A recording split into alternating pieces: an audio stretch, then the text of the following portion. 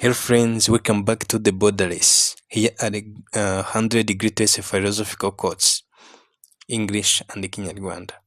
What if just one sentence could change the way you think forever?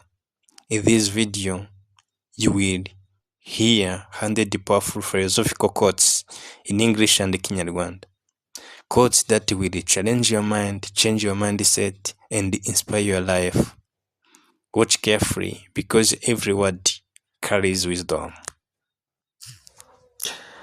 Let's continue with the quotes of today.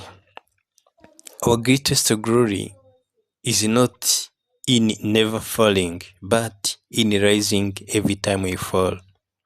Icyubahiro cyacu gikomeye si ukutagwa ahubwo ni ukuzamuka buri gihe twaguye.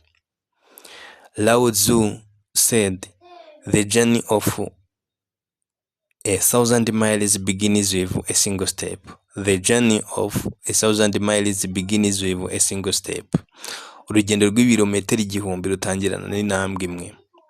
Friedrich Nietzsche, he said, he who has a way to live can bear almost anyhow. Ufite impamvu yo kubaho ashobora kwihanganira uburyo bwose, ubwo ari bwo bwose. Buddha said, the mind is everything. What you think you became.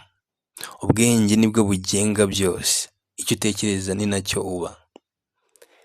Epictetus said, it's not what happens to you, but how you react to it that matters. Si ibikubaho bifite akamaro, ahubwo ni uburyo byakira. Marcus Aurelius said, the happiness of your life depends upon the quality of your thoughts.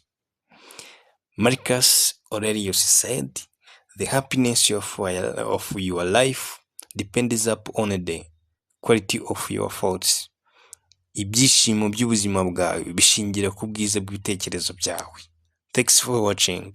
Remember to subscribe, like, comment, and share. Thanks for watching. See you next time.